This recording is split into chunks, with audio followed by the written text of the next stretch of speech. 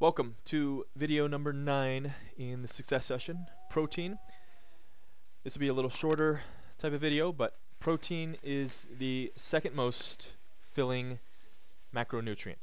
So first, of course, is fat, so that'll keep the blood sugar stable all the time. Insulin out of the body, which is what we want. That's to be burning fat. Protein, you don't need as much as most people have led you to believe. Because if you do eat too much protein, it can be turned into glucose, and especially if you're doing a ketogenic type diet. But protein does have the highest thermic effect.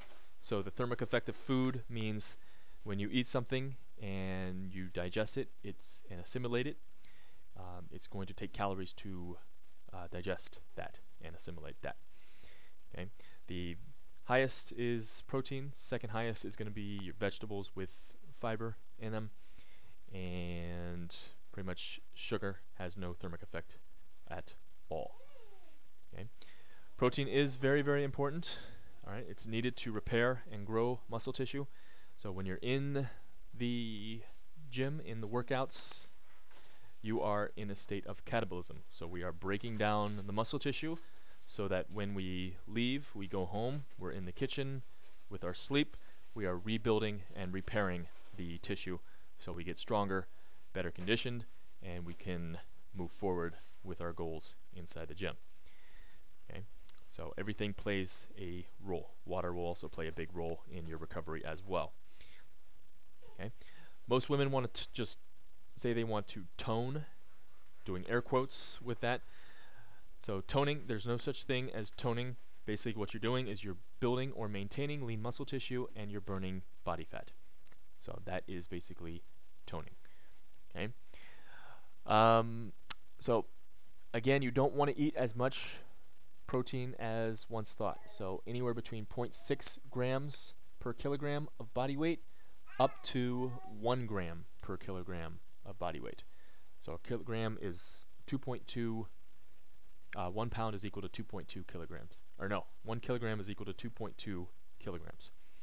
Okay, so that's a lot less. Usually, most people will recommend 0.6 grams per pound of body weight up to 1 gram per pound of body weight.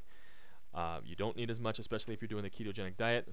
I'm on the ketogenic diet most of the time, probably 95% of the time. And my protein will range anywhere between 50 and 90 grams per day. So that's a big change from when I was in my bodybuilding days, when I was consuming 300 to 350 grams of protein per day. Okay. So again, if you eat too much protein, especially when you're in a ketogenic state, it will kick you out of ketosis, because protein can be turned into glucose or sugar through a process known as gluconeogenesis. Okay, when you are consuming protein, make sure you leave the fat on. Okay, so that fat is going to fill you up a little better, and you're going to use that fat as energy. Okay, so just remember what fat does. Go back and watch those slides. And in the nutrition blueprint, once you have access to that, go through that. There's plenty of protein sources that we do recommend. And if you have any questions on any of these slides, you can either email me, text me, or ask me in class. Coaches can also help out in class as well. So that's all I have for protein. See you on the next slide, which is calories. That's a big one. Very important. Don't skip that one.